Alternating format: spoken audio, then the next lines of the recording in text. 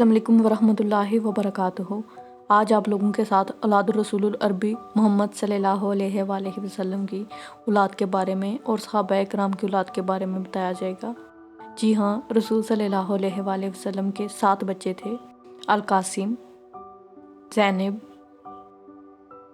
अब्दुल्ला, रुकैया और ये उम्मे कुलसूम। इनके बाद पैदा हुई जनाब बीबी फातिमा जो कि खातून जन्नत हैं। फिर पैदा हुए इब्राहिम जो कि मारिया बतन से थे, जो कि एक लोंडी थी, हुजूर सल्लल्लाहु अलैहि वसल्लम को तोहफे में मिली थी। हज़रत ज़ैनब की शादी हुई अबू अल आस बिन अल रब्बी अल अमवी से और इनसे 2 बच्चे पैदा हुए। एक का नाम मामा और दूसरे अली थे। अब जो मामा थीं, इनकी शादी हज़रत अली रज़ियल्लाहु अन्हु से हुई हज़रत बीबी फातिमा की वफ़ात के बाद। हज़रत रुकैया की शादी उस्मान बिन अफ़्फ़ान से हुई और इनकी वफ़ात के बाद हज़रत उम्मे कुलसूम की शादी भी हज़रत उस्मान गनी से हुई जो कि उस्मान बिन अफ़्फ़ान हैं। और हज़रत फ़ातिमा ज़हरा की शादी हज़रत अली बिन अबी तालिब से हुई। हज़रत अली के हज़रत फ़ातिमा के बतन से 5 बच्चे थे। ठीक है, इनमें सबसे बड़े हज़रत जो कि इमाम हसन हैं, उसके बाद इमाम हुसैन पैदा हुए, इसके बाद मोहसिन पैदा हुए, हज़रत मोहसिन के बाद उम्मे कुलसूम और फिर इनके बाद ज़ैनब पैदा हुई। ये 5 बच्चे बीबी फातिमा की औलाद से थे। जो उम्मे कुलसूम थी, इनकी शादी उमर बिन ख़त्ताब जो कि दूसरे खलीफा हैं, इनसे हुई। यहाँ तक था रसूल अरबी की औलाद के रिलेटेड हमने आपको बताया। नेक्स्ट बात होगी औलाद अबू बकर सदीक के बारे में। हज़रत अबू बकर सदीक के 1, 2, 3, 4, 5, 6 बच्चे थे, जिनमें से बड़े अब्दुल्ला, इनके बाद उम्मे कुलसूम पैदा हुई। उम्मे कुलसूम के बाद आगे आ जाती हैं अस्मा के बाद आयशा पैदा हुई और हज़रत आयशा से छोटे अब्दुर्रहमान और इसके बाद मोहम्मद थे। हज़रत आयशा की शादी जनाब रसूल करीम सल्लल्लाहु अलैहि वसल्लम से हुई। हज़रत अस्मा हज़रत ज़ुबैर बिन अल-अव्वाम की बीवी थी। नेक्स्ट हम हज़रत अस्मा की औलाद के बारे में ज़िक्र करेंगे। इनके 3 बच्चे थे। एक का नाम अब्दुल्ला, दूसरे हैं मौसब और तीसरा हिंद। ये 3 बच्चे हज़रत अस्मा की औलाद से थे। इसके बाद जो हज़रत अब्दुल्ला थे, इनकी बीवी बनी हज़रत इमाम हसन की बेटी उम्मुल हसन। हज़रत मौसब की शादी हुई हज़रत सकीना जो कि इमाम हुसैन की बेटी थी, उनसे। इसके बाद जो हिंद हैं, ये ज़ोजा थीं अब्बास बिन अब्दुल्ला बिन अल अब्बास बिन अब्दुल मुत्तलिब। ठीक है, इसके बाद हम बात करेंगे अब्दुर्रहमान की। अब्दुर्रहमान के 3 बच्चे थे। एक का नाम मोहम्मद, दूसरे हैं यहाँ के लिखते हैं, दूसरे हफ्सा और तीसरी अस्मा।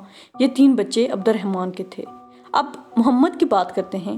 मोहम्मद के एक ही बेटा थे, उनका नाम था अल कासिम। इसके बाद ये जो नस्ल थी, इनमें से हमारे इमाम आए जिनका नाम है मोहम्मद बिन अल बाकर जाफिर सादिक, जिन्हें हम कहते हैं।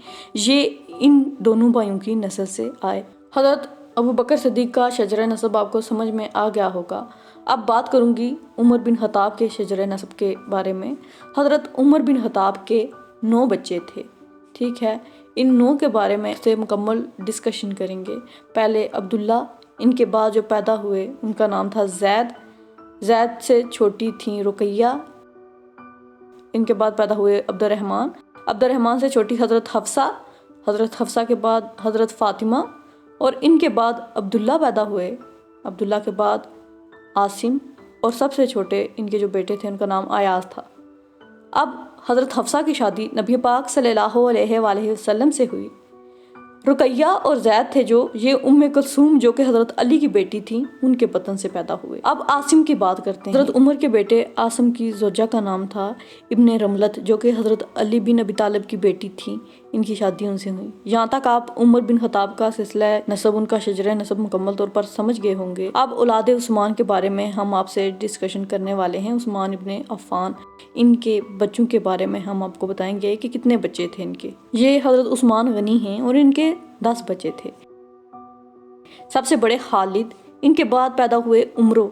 ठीक है, उमरो के बाद पैदा हुए सईद के बाद मरियम اور یہاں پہ ہم لکھیں گے ابان. ابان کے بعد پیدا ہوئے ولید. ولید سے چھوٹے عمر. عمر کے بعد لکھتے ہیں عبداللہ اور اس کے بعد تھی عائشہ. عائشہ کے بعد عروی. یہ 10 بچے تھے اور جو عمروں تھے ان سے عبد المطرف پیدا ہوئے. ابان کی بات کرتے ہیں. ان کی زوجہ تھی ام کلثوم بنت عبداللہ بن جعفر تیار. اس کے بعد عمروں کے بیٹے تھے زید. اب عبد المطرف کی بات کرتے ہیں. ان کی زوجہ تھی فاطمہ بنت الحسین جو کہ بعد میں الحسن مثنیٰ کی زوجہ بنی. اب زید کی جو زوجہ تھی وہ سکینہ بنت الحسین تھی. ٹھیک ہے، حضرت امام حسین کی بیٹی جو سکینہ ہیں وہ ان کی زوجہ بنی. یہاں تک آپ کو بات مکمل طور پر سمجھ میں آ گئی ہوگی. اب بات کرتے ہیں اولاد علی کے بارے میں. یہ بہت ہی آسان ہم آپ کے سامنے شجرہ نسب پیش کر رہے ہیں. حضرت علی المرتضیٰ کے 10 بچے تھے. 1 2 3 4 5 6 7 8 9 اور یہ 10.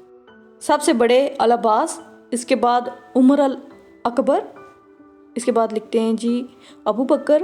ابو بکر کے بعد فاطمہ حضرت علی کی بیٹی تھی اور یہ عمر الاصغر بھی ان کے بیٹے تھے. اس کے بعد رملت پیدا ہوئی. رملت کے بعد عثمان الاکبر. ان کے بعد ام کلثوم، یہ حضرت علی کی بیٹی تھیں. اور ان کے بعد ام الحسن، یہ بھی بیٹی تھیں.